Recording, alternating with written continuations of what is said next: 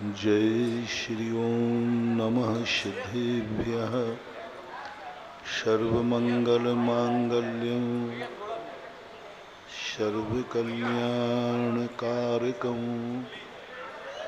प्रधानं सर्वधर्माणां जैनं जयतु शासनम् जैनं जयतु शासनम्। पंच परमेष्टि भगवान की आचार्य श्री गुरुवर कुंद कुंद महाराज की आचार्य श्री गुरुवर विद्यासागर महाराज की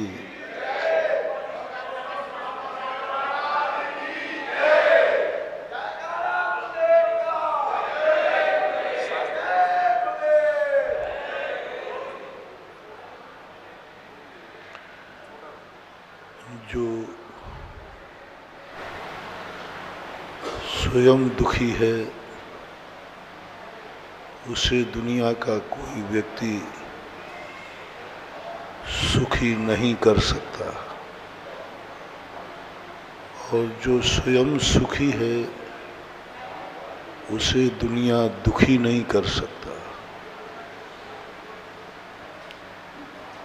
ऐसी एक कला जिस व्यक्ति के अंदर आ जाती है वह संसार में रह कर के भी संसार से ऊपर उठ जाता है, संसार में रह कर के भी परम आनंद को प्राप्त हो जाता है, आग के दरिया में बैठ कर के भी शीतलता का अनुभव करता है, जमीन के धरातल पर बैठता है रहता है लेकिन वो आकाश में उड़ने का आनंद लेता है,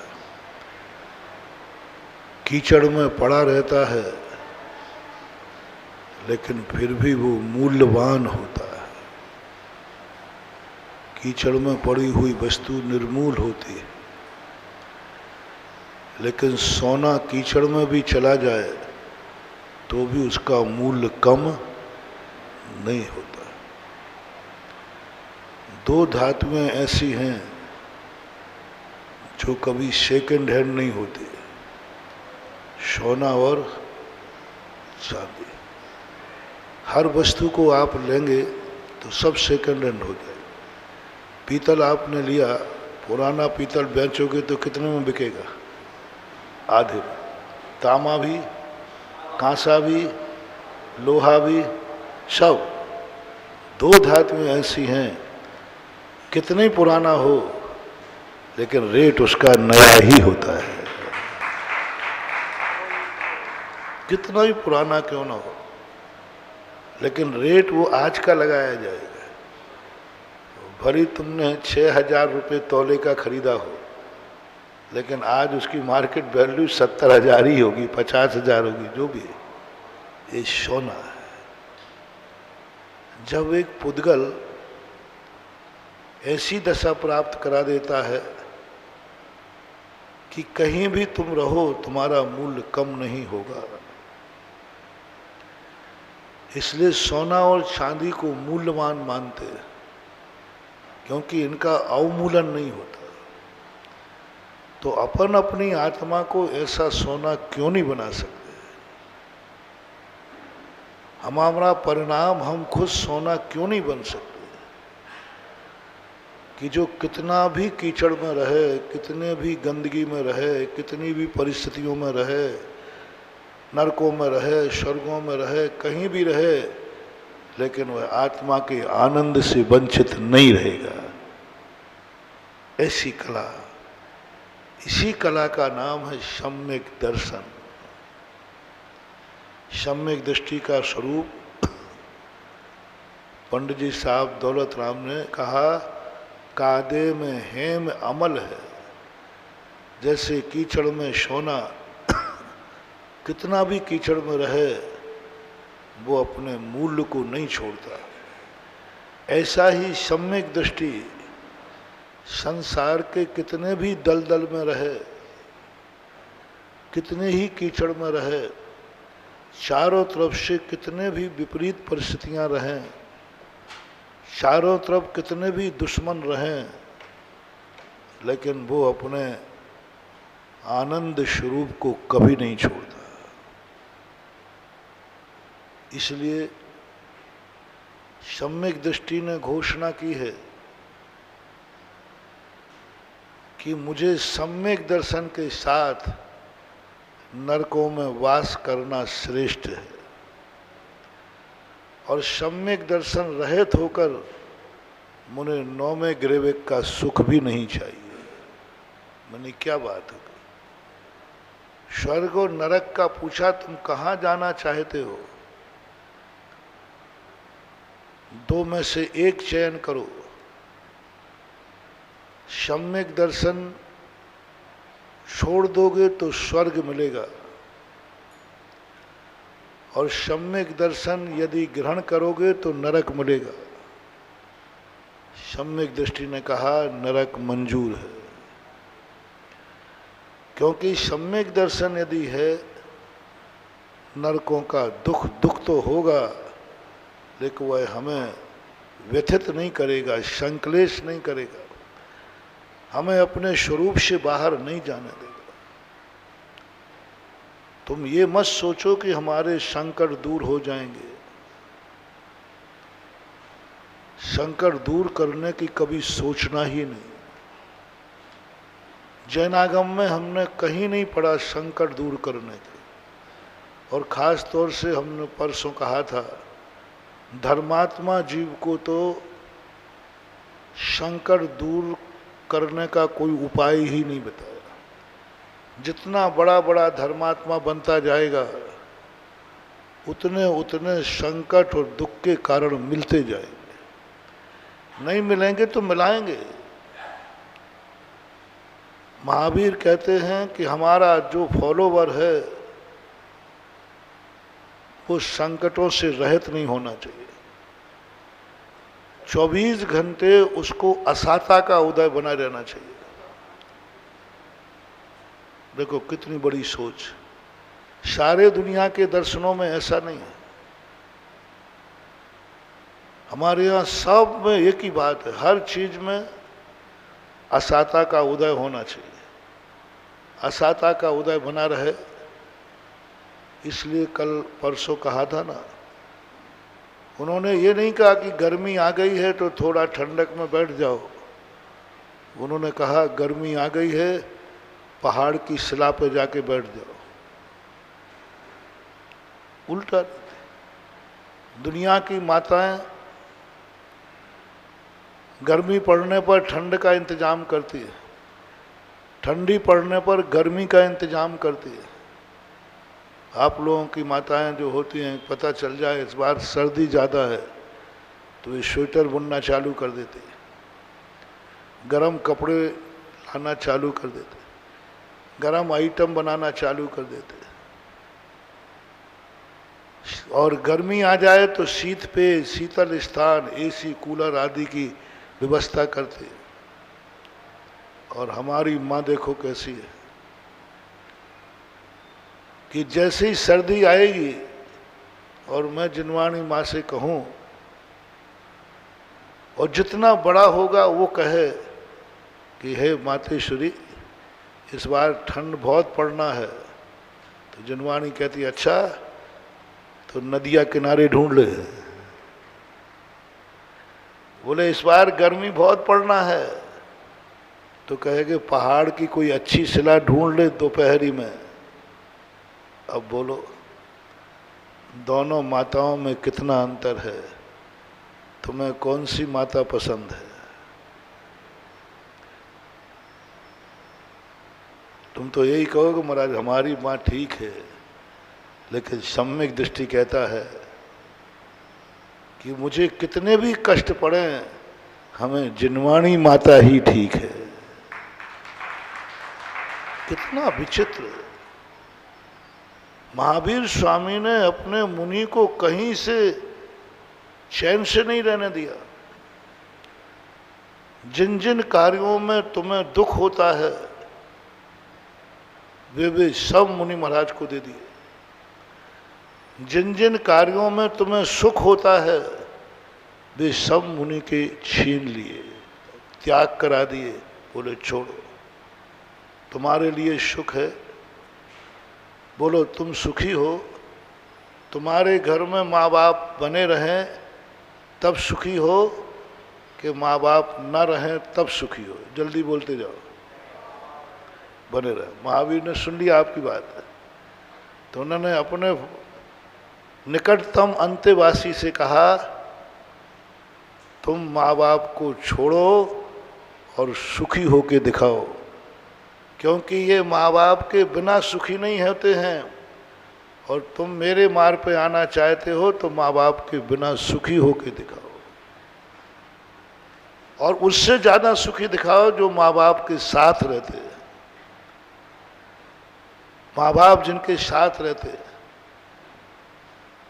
ये बहुत दुखी हो जाएंगे, माँ बाप नहीं रहेंगे। तो माँ बाप से संबंध छोड़ो और सुखी दिखाओ। तुम्हारे लिए मकान यदि रहने को न मिले तो दुखी हो जाओ। महावीर ने कहा देखा ये कह रहे हैं हमारे पास मकान नहीं है, बहुत दुखी हैं, तू बिना मकान के सुखी होके दिखा इनको। धन दौलत तुम्हारे जिनके पास नहीं है वे दुखी हैं। महावीर ने कहा तू सारे धन दौलत छोड़कर सुखी होके दिखा इनको। इनको खाने पीने के लिए नहीं है तो ये दुखी हैं, तू बिना आहार पानी के सुखी होके दिखा। जिस दिन आपको खाने नहीं मिले, पीने नहीं मिले, उस दिन तुम क्या कोसोगे? देखो हमारे कर्म फूटे हैं, कौन सा पाप किया है, आज सुबह से किसका मुंह देखा है कि आज सुबह से खाने पीने ही नहीं मिला। आपकी यही भाषा होगी ना। सुनना, महावीर स्वामी कहते हैं तू आज उपवास करके दिखा और खुश होके दिखा दे इनको। साधु तुम्हें तो मजबूरी में नहीं मिला तो दुखी हो रहे हो, साधु ने तो स्वेच्छा से छोड़ दिया तो खुश हो गए। क्या है ये पैथी? कौन सा ये थॉट है, कौन सा सिद्धांत है? गृहस्थ ना मिले तो दुखी हो जाए, साधु मिलने पर छोड़ रहा है, उसको कौन सा सुख नजर आ रहा है? भोजन छोड़ने में कौन सा सुख नजर आ रहा है? समझ में नहीं आया। सारे संसार से पूछा कि भाई अन्न पानी खाने नहीं मिले तो कौन सा सुख है? तो तुम कहोगे महाराज सुख काय का है, दुखी दुख है। क्या कला दी प्रभु ने? बोले नहीं, इनको एक एहसास कराओ, तुम्हें मिल नहीं रहा है तब भी तुम दुखी हो, और हमें मिल रहा है तो हम छोड़ने में सुखी हैं। बहुत आनंद आ गया, आज मेरा उपवास हो गया। धर्म का अर्थ ये नहीं है कि भूख लगने पर रोटी दे दे। धर्म का अर्थ है भूख लगने पर भी इतना आनंद दे दे कि रोटी खाने वाले को भी आनंद नहीं आए जो उपवास में आ जाए। जैन दर्शन का जो सिद्धांत है बड़ा विचित्र है। दुख को मिटने का कोई उपाय नहीं। सहन करो, परिचय सहन करो, उपसर्ग सहन करो, कोई दूर करने का उपाय जैन आगम में कोई उपाय नहीं। 22 परिचयों को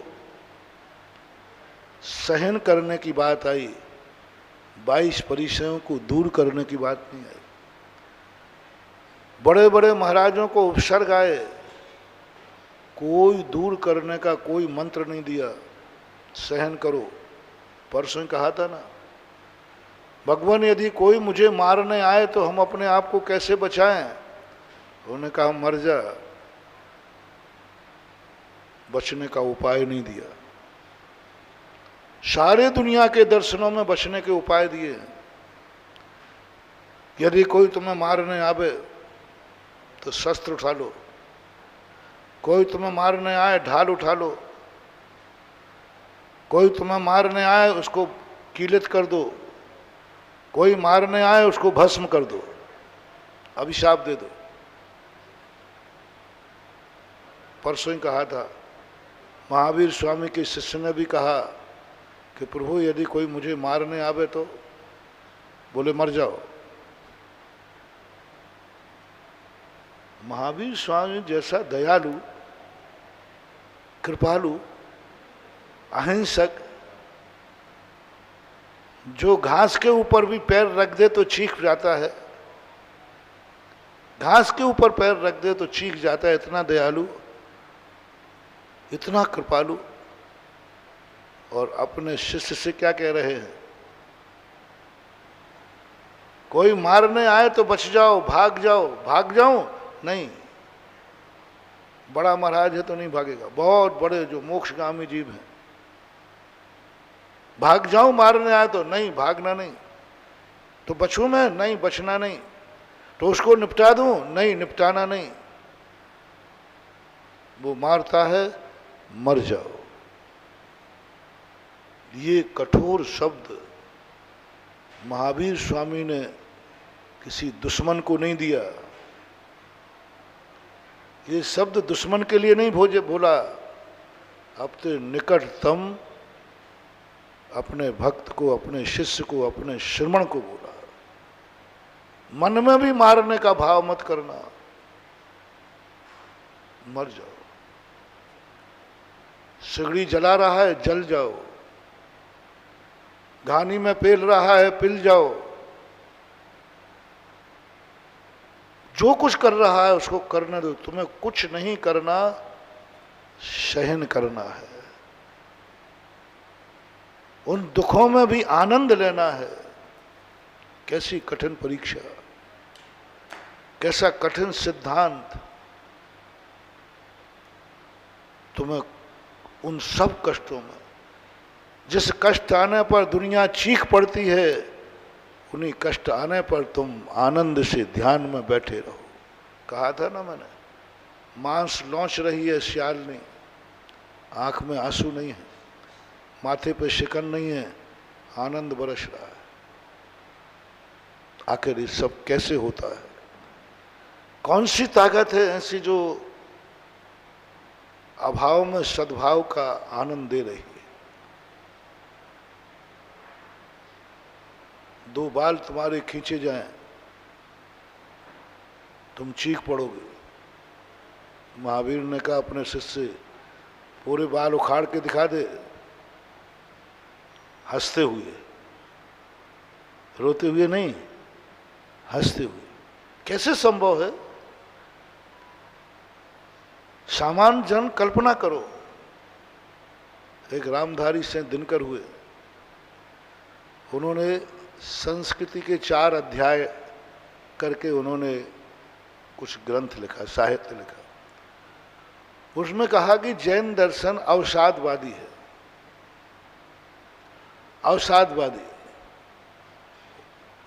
जैन दर्शन को दुख में सुख की अनुभूति होती है, और सारी दुनिया को जब दुख आता है तो दुखी होता है, और जैन श्रमण को दुख आता है तो वो खुश होता है। सारी दुनिया को रोटी भूख मिटे, भोजन मिल जाए तो सुख होता है, और जैन साधु को उपवास हो जाए तो सुख होता है। साधु का आहार अच्छा हो जाए तो सुखी नहीं होता, जिस दिन आहार नहीं मिले उस दिन सुखी होता है। सारी प्रतिकूल परिस्थितियों में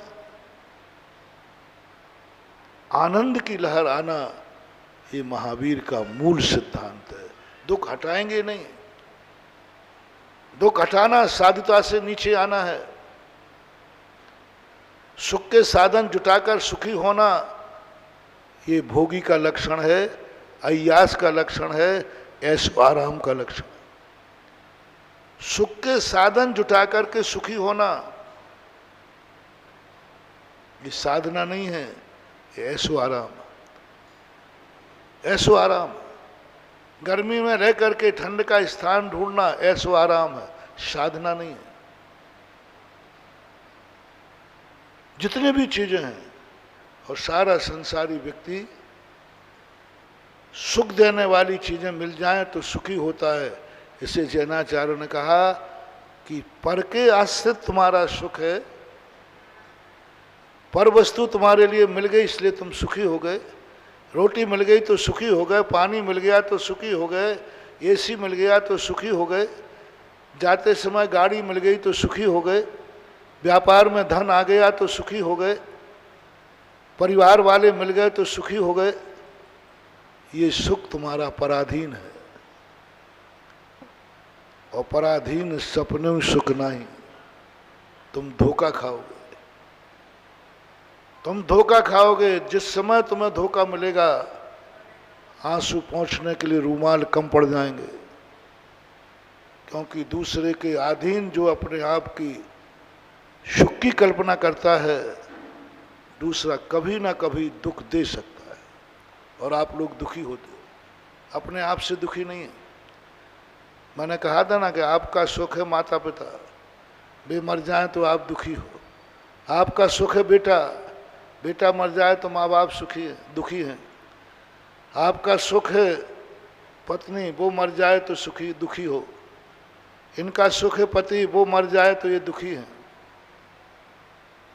पराधीन है। क्या करोगे, किसको रोकोगे? महावीर ने यही बात को लेकर, जो हमने कल कहा था, अपन को लगता है कि महावीर स्वामी हमें कष्टों में डाल रहे हैं, नहीं, महावीर स्वामी हमें स्वाधीन कला सिखा रहे हैं। अपने अधीन हो जाओ। समझना, रिपीट करता हूं, पर वस्तुएं मिलने पर, जितनी भी पर वस्तुएं आपको है, कपड़े से लेकर भोजन पानी सब, इन सबके मिलने पर तुम सुखी होगे, नैमित्तिक बुद्धि। और एक दिन ऐसा आएगा, ये सारी चीजें तुमसे दूर हो जाएंगी या तुम इनसे दूर हो जाओगे। अब तुम्हें आत्मा का सुख कब प्रकट हुआ? जितने जितने दुख की सामग्री मिलती जाए, उतने उतने तुम सुखी होते जाओ। समझ लेना तुम्हें आत्मा का सुख प्रकट हो गया, प्रकट हो गया।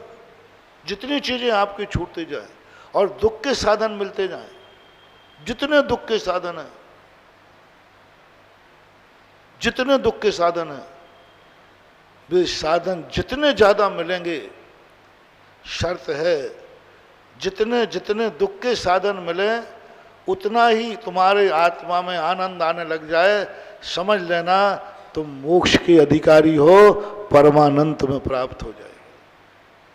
ये कठिन परीक्षा है जैन दर्शन की। दुख में सुखी हो, दुख में सुखी हो, अभाव में सद्भाव से भी ज्यादा आनंद हो जाओ।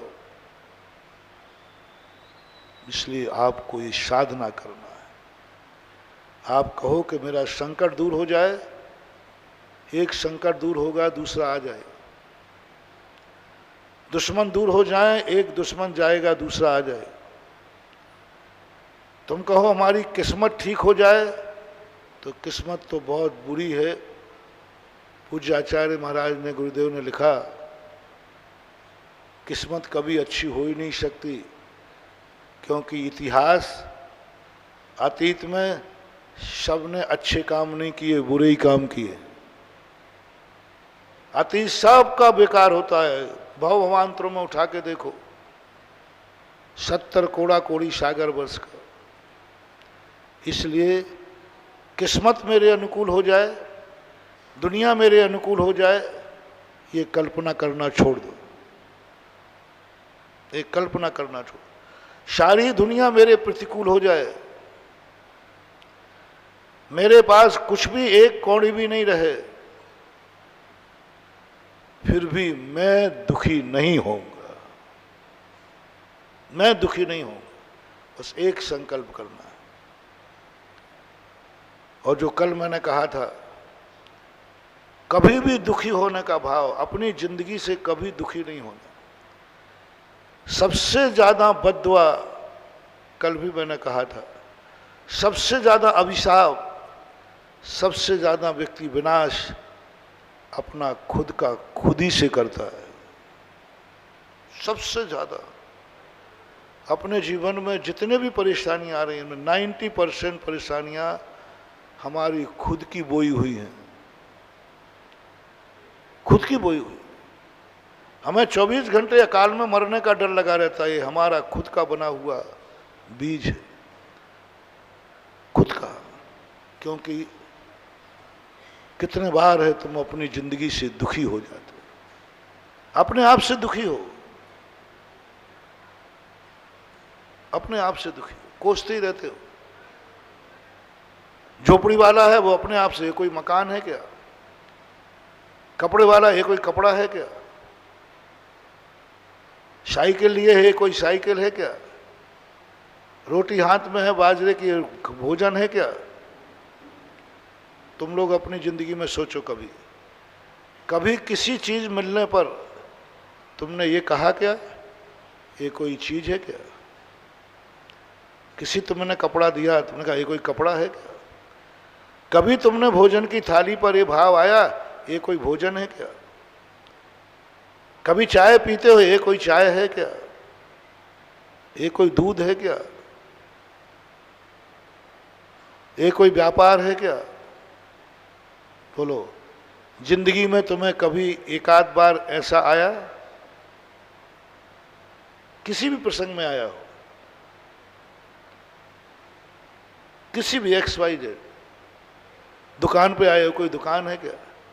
बेटे पे आया हो, ये कोई बेटा है क्या? पति पत्नी पे आया हो, ये कोई पत्नी है क्या? ये कोई पति है क्या? पता नहीं मेरी किस्मत में क्या लिखा है। बोलो, सब लोग अपने आप में करना। कब अपनी किस्मत को कहा कि ये कोई किस्मत है क्या? ये कोई जिंदगी है क्या?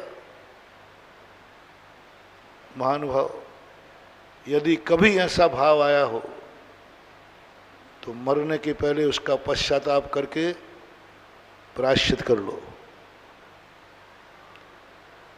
क्योंकि जिंदगी का सबसे खतरनाक बीज बोया है आपने, कि आपने अपनी किस्मत को यूं किया। कभी यूं नहीं करना, अपनी किस्मत को कोसना नहीं।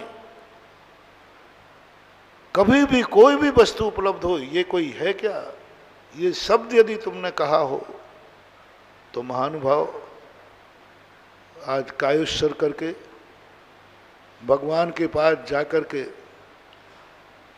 प्रायश्चित कर लेना। भगवान, बहुत बड़ी गलती हुई, मैंने अपनी जिंदगी को ही कोसा है, मैंने अपनी किस्मत को कोसा है।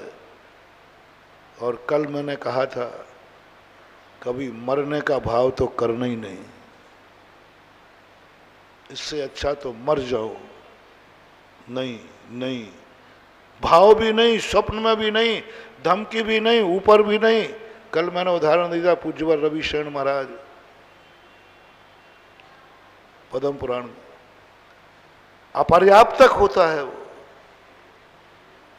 यानी हजारों लाखों करोड़ों बार वो जन्म लेगा, पूरा शरीर नहीं बना पाएगा और मर जाएगा। अपर्याप्त तक कौन होते हैं? जो अपनी जिंदगी से ऊब जाते हैं, जो अपनी जिंदगी से थक जाते हैं, जो अपनी जिंदगी में भाव करते कि इससे अच्छा तो मर जाना ठीक है। वे व्यक्ति पूरी जिंदगी नहीं पाए, अल्पायु पाएंगे, अकाल में मरेंगे, जन्म लेने के बाद मरेंगे।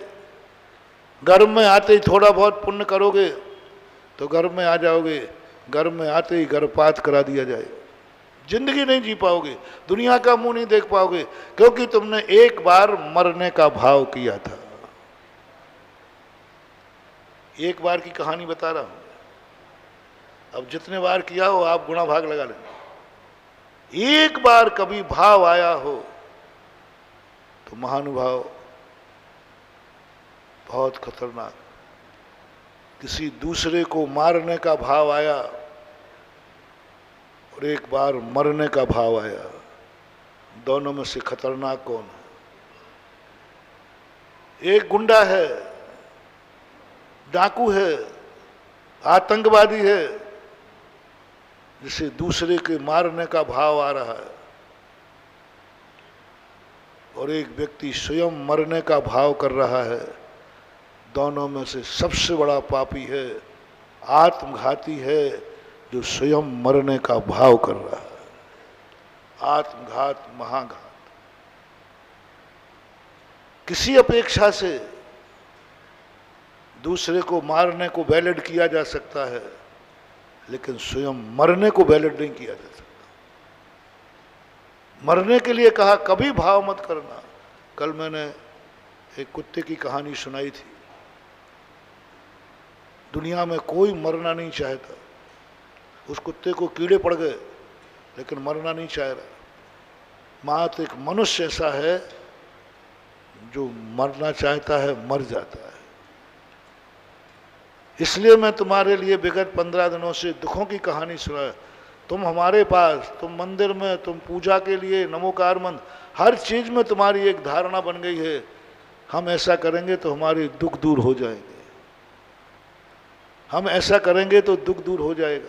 दुख दूर नहीं होते हैं तो आपको घृणा हो जाती है। महाराज से आशीर्वाद लेंगे, दुख दूर हो जाएंगे। नहीं होता है तो महाराज से घृणा हो जाती है। अभिषेक से घृणा, माला से घृणा, भक्तांबर से, सबसे घृणा से भर जाते हो। मैंने खूब करके देख लिया, कुछ नहीं होता है। खूब करके देख लिया, कुछ नहीं होता है। जितना जितना धर्म करो उतना उतना दुखी होते हैं। जितना जितना धर्म करो। ये कितने % लोगों की धारणा है? धर्मात्माओं की बोल रहा हूं। और ये नियम है कि धर्मात्मा जितना होगा बेटा परेशान होगी, पक्का है।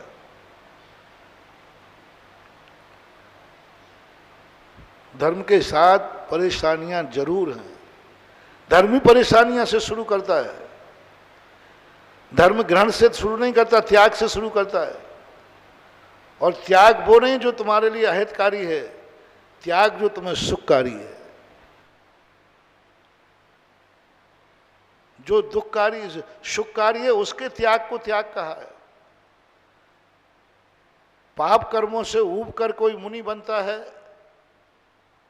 उसके लिए नहीं कहा। पुण्य कर्म से ऊब करके कोई मुनि बने। एक गरीब व्यक्ति मंदिर आ रहा है, रात भर सिर दर्द हुआ है, मंदिर आ रहा है, कोई धर्मात्मा का लक्षण नहीं है। लेकिन एक पुण्यात्मा भरत चक्रवर्ती, भरतेश वैभव, रत्नाकर कवि, भरत चक्रवर्ती मंदिर गया, जा रहा था, देवता देखने आ गए। सारा नगर खड़ा था, लाइन लगा के नगर खड़ा था। चक्रवर्ती मंदिर जाता था तो हजारों लोग उसके दर्शन करने खड़े होते थे। लेकिन एक बहुत दुखी आदमी, दरिद्र आदमी मंदिर जा रहा था, उसी की तरफ कोई देख भी नहीं रहा। एक देवी ने अपने देव से कहा कि किसको देख रहे हो? बोले देखो चक्रवर्ती मंदिर जा रहा है। बोले पीछे एक वो व्यक्ति भी तो जा रहा है, उसको क्यों देखा? बोले कोई जरूर नहीं कि वो धर्मात्मा हो, क्योंकि वो आफत का मारा है, वो संकट का मारा है। जब व्यक्ति संकट में आता है, ये तो भगवान को ही जात भगवान कह रहा है, संकट में तो लोग गधे को भी बाप कह देते हैं। कौन सी बड़ी बात है? कौन सी बड़ी बात है? ये संकट में जा रहा है, दुखी मन से जा रहा है, दुख से ऊब करके जा रहा है,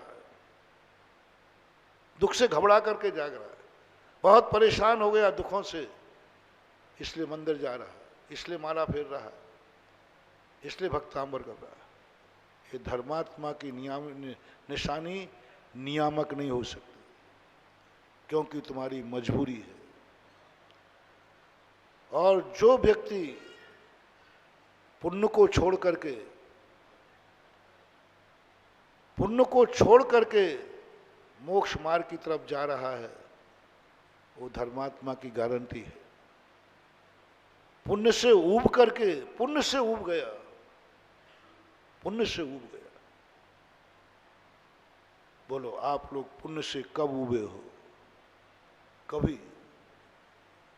मेरे पास बहुत सारे लोग आते हैं, नहीं चल रहा है, मेरी नौकरी नहीं लग रही है, महाराज मेरा धंधा ही नहीं चल रहा है, आते, लेकिन पूरे भारत में घूम रहा हूँ, आज तक एक व्यक्ति नहीं आया जो ये कहे महाराज जी हम बहुत परेशान हैं, हमारा व्यापार बहुत चल रहा है, बहुत चल रहा। मतलब क्या, बहुत मार्मिक बात है महानुभाव, समझना। जब मैंने शास्त्र में पढ़ा कि पंचम काल में सम्यक दृष्टि गिने चुने रहेंगे, एक स्थान पर लिखा 2 3 अधिकतम 4, इससे ज्यादा हो ही नहीं सकता। चलो इसका अर्थ ले लो बहुत कम। तो मैंने सोचा कि ये तो बात ठीक नहीं है, बहुत कम क्यों? हमें तो मंदिर भरे हुए दिखते हैं, हमें तो ना जाने कितने लोगों में मालाएं दिखती हैं, हमें तो ना जाने कितने लोग आहार देते दिखते हैं, हमें तो ना जाने कितने साधु व्रत लेते दिखते हैं, कितने लोग हैं जो व्रत लिए हैं। क्या ये सब मिथ्या दृष्टि है? समझ में नहीं आई। जब पूज्यवर कुंदकुंद भगवान को पढ़ा, कुंदकुंद भगवान ने पूछा, इनसे पूछो कि तुम मंदिर क्यों आए हो, दुख से घबरा कर या सुख से घबरा कर, पाप कर्म के उदय से घबरा कर आए हो कि पुण्य कर्म के उदय से घबरा कर आए हो, किससे घबरा कर आए हो?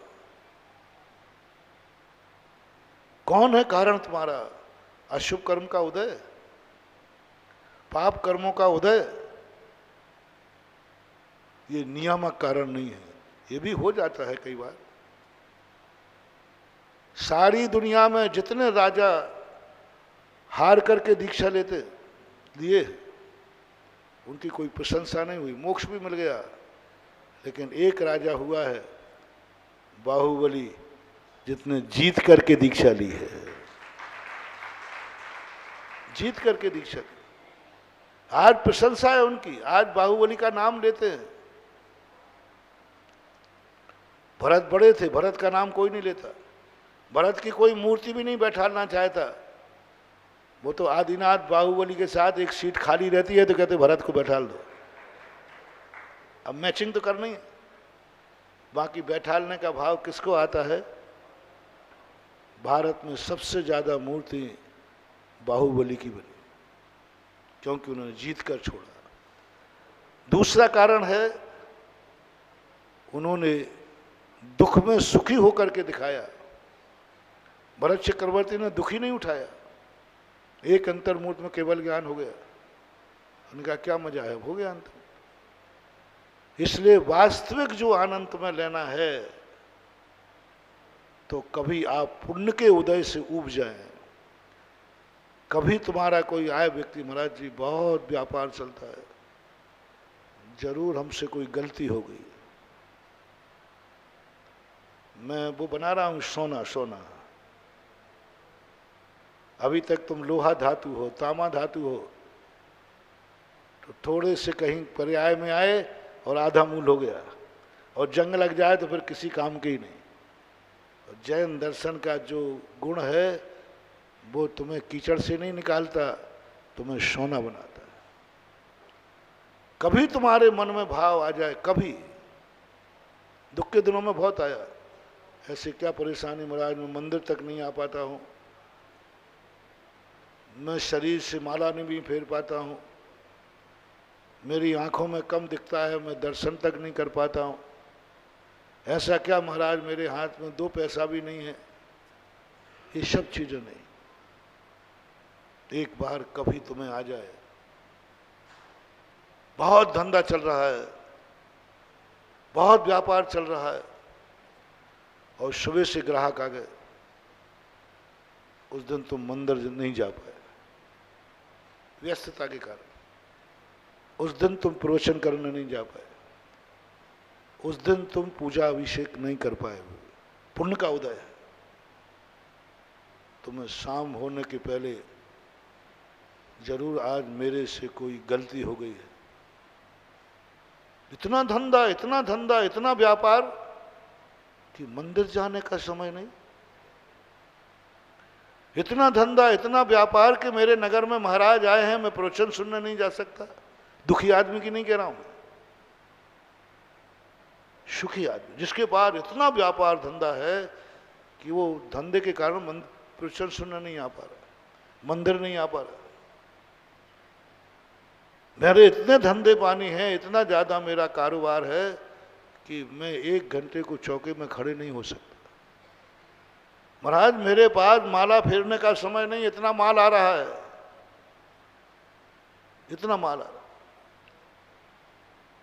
मोटिवेशन, उस समय तुम्हारी आत्मा में आवाज आए, जरूर मेरे से कोई गलती हुई है, तब मेरे कर्म ने मुझे धर्म से दूर कर दिया। ये तरीका इसलिए अपनाया कि मुझे बुरा न लग जाए और ये धर्म से दूर हो जाए। किसी व्यक्ति को 2 तरीके होते हैं अलग करने के। एक तरीका है तुम यहां से चले जाओ, इतना नहीं कह सकते हो, धीरे से कहते हो कि साहब यहां नहीं, यहां बैठ जाओ, क्योंकि आपको यहां से अलग करना था। ऐसा ही हम बहुत अच्छे आदमी थे, हम बहुत बड़े आदमी थे, हमने बहुत धर्म किया है, हमने भगवान की भक्ति की है, हमने गुरुओं की भक्ति की है, इसलिए मुझे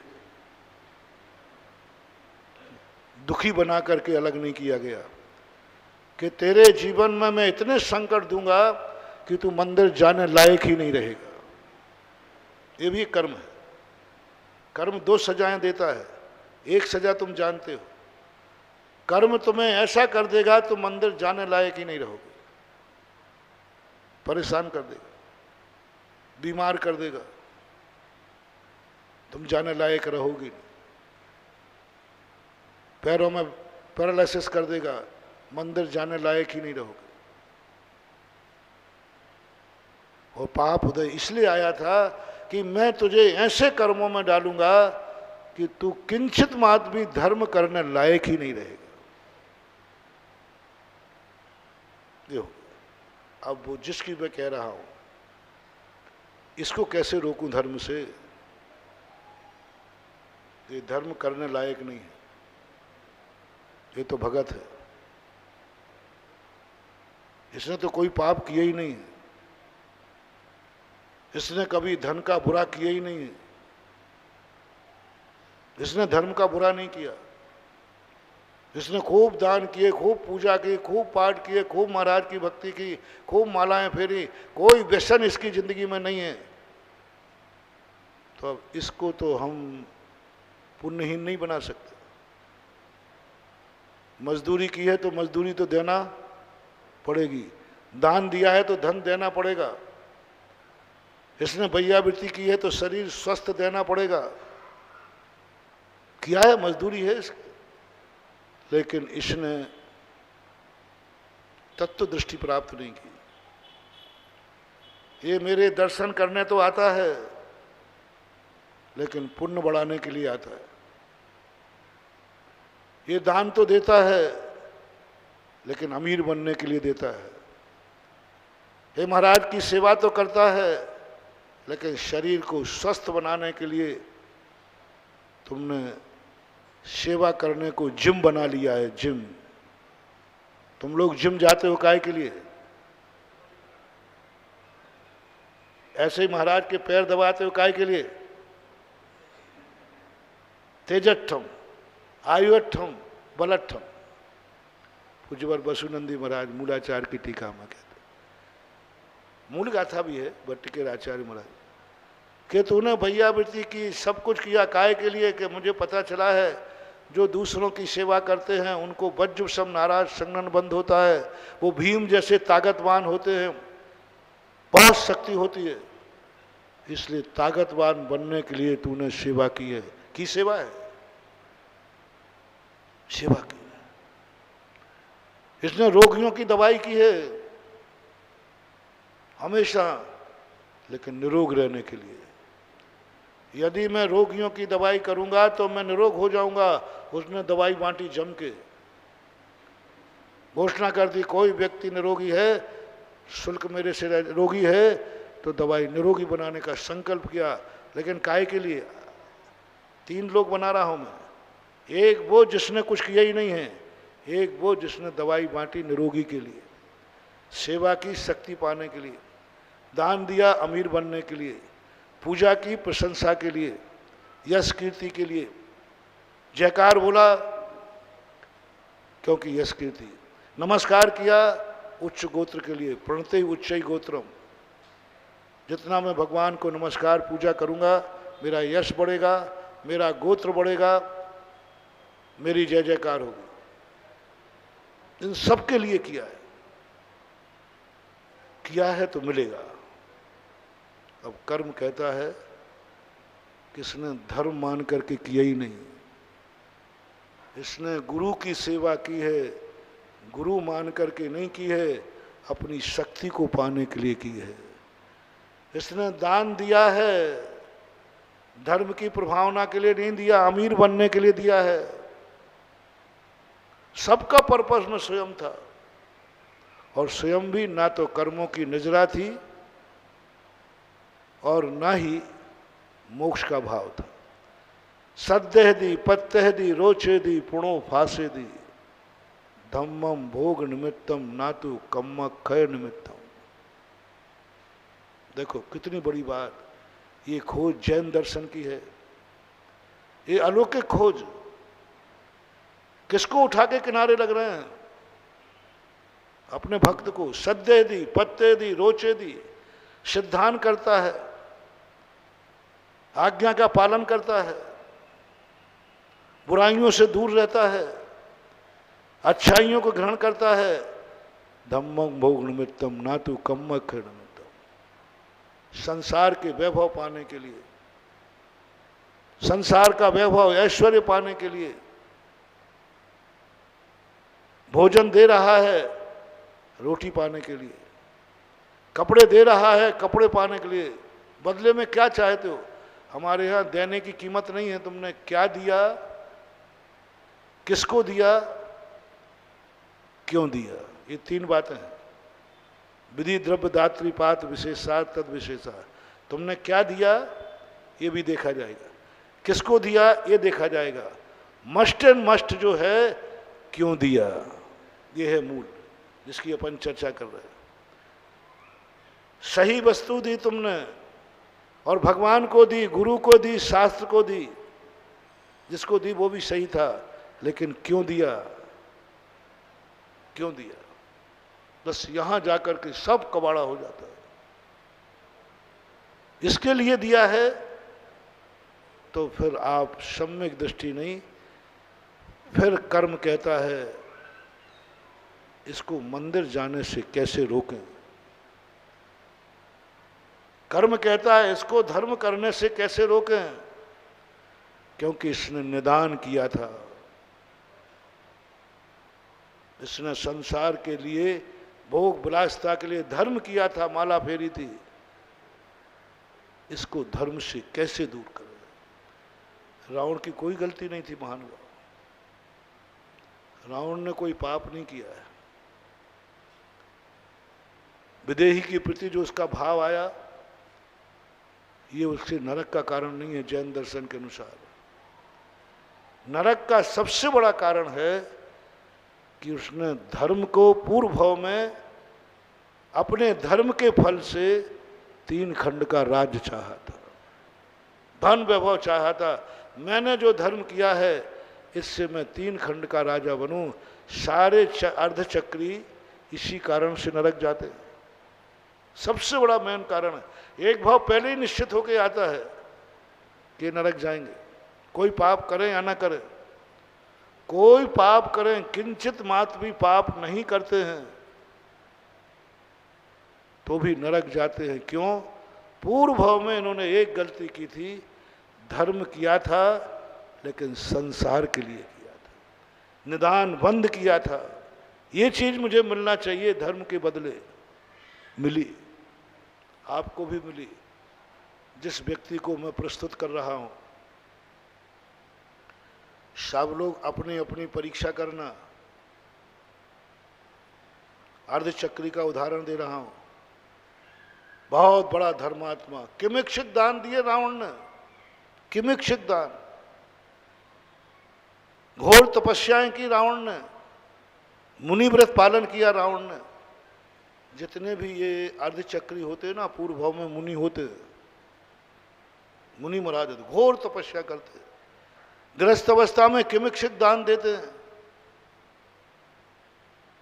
लेकिन उसके परिणाम स्वरूप इनको सोने की लंका मिली है, राज्य मिला, ये शक्तियां मिली, सेवा करते हैं मुनियों की, ताकत मिली। लेकिन बस एक खोट थी, इस सब के बदले उन्हें संसार चाहिए था। अब इसके बदले जब संसार तुम्हें मिला है, अब मैं तुम्हारे लिए दे रहा हूं, बहुत सरल रास्ता बता रहा हूं। तुम्हारा भी निदान बंद है क्या? तुम्हारा भी पापानुबंधी पुण्य है क्या? तुम्हारा भी नरक जाना निश्चित है क्या? कैसे निर्णय करें? हम कोई अवधिज्ञानी तो है नहीं, लेकिन आगम से निर्णय कर लेना, तुम्हारा संभवतः नरक जाना तय है, दुर्गति होना तय है। कब? जब किसी पाप के उदय से नहीं, फिर रिपीट कर रहा हूं, यदि तुम्हारे अशुभ कर्म के उदय से तुम मंदिर नहीं जा पाए क्योंकि बीमार थे, अशुभ कर्म के उदय से तुम प्रवचन सुनने नहीं आ पाए क्योंकि दुकान इसी समय चलती है, सुबह चाय पत्ती की दुकान है, अब वही प्रवचन का समय है, वही अभिषेक का समय है, और वही तुम्हारी, तो तुम इसलिए नहीं आ पाए कि अभी धंधा खत्म हो जाएगा, ऐसे पाप कर्म का उदय, तो तुम नरक नहीं जाओगे, कोई बात नहीं। चाय पत्ती के कारण से तुम मंदिर नहीं आ पाए, बीमारी कारण मंदिर नहीं आ पाए, घर में परेशानी आ गई, मंदिर नहीं आ पाए, अशुभ कर्म का उदय आ गया, मंदिर नहीं आ पाए, बुखार आ गया, कोरोना आ गया, जितने अशुभ कर्म हैं, तुम्हारा सब धर्म छूट गया। जैसे कोरोना के समय कैसे कैसे लोगों ने, जिन्होंने जिंदगी में बिना दर्शन के पानी नहीं पिया, शिखर जी की यात्रा में उपवास कर लिए तो भी पानी नहीं पिया, और कोरोना में उन्हें बिना दर्शन के भोजन करना पड़ा। ऐसे ऐसे प्रश्न आते थे, आज क्या करें? हमने आज तक कभी भगवान के दर्शन के बिना उपवास किए लेकिन पानी नहीं पिया, अब क्या करें? मंदिर बंद करा दिए गए। मैंने की चिंता मत करो, भोजन कर लो। तो महाराज जी आप कह रहे हो, आपने नियम दिया था आपने ही नियम दिया था कि बिना दर्शन के भोजन पानी नहीं करना, और आप ही कह रहे प्रतिमाएं हैं, मेरी प्रतिमाएं। मैंने कोई बात नहीं, कोई बात नहीं, तुम्हारे हाथ में नहीं है। पाप कर्म के उदय से यदि मंदिर छूटता है, कोई बात नहीं, कोई बात नहीं, कोई बात नहीं। फिर से कर सुनो, पाप कर्म के उदय से धर्म छूटता है, कोई बात नहीं। गरीबी के कारण दान नहीं दे पाते हो, कोई बात नहीं, घबराना नहीं, क्योंकि तुम्हारे पास गरीबी के कारण से तुम दान नहीं दे पा रहे हो, है ही नहीं पैसा, कोई बात नहीं, घबराना नहीं। कोई बीमारी के कारण मंदिर नहीं आ पा रहा है, कोई बात नहीं। देखो वहां एक ही व्यक्ति पाषाण का मंदिर बना रहा है, एक ही व्यक्ति संतशाला बना रहा है, एक ही व्यक्ति धर्मशाला बना रहा है, एक ही व्यक्ति सिंह द्वार बना रहा है, एक ही व्यक्ति मिलकर के विद्यालय भवन बना रहे हैं। इतना बड़ा तीर्थ क्षेत्र, मानव स्तंभ भी बन रहा है। तो आज ये दोनों लोग आ जाएं यहाँ पर, दोनों ट्रस्टी के कुछ मुख्य पदाधिकारी, और महेंद्र जी भी आ जाएं, उनके साथी। देखो महेंद्र जी एक बहुत अच्छे कार्यकर्ता हैं, और इन्होंने आज तक इस ट्रस्ट की संपत्ति की रक्षा की है, और जब समर्पण की बात आई तो उन्हें किंचित मात्र भी लोभ नहीं दिखाया और समर्पण कर दिया। आज तक इन्होंने सुरक्षा की है, इसके लिए मेरा इनके लिए बहुत आशीर्वाद।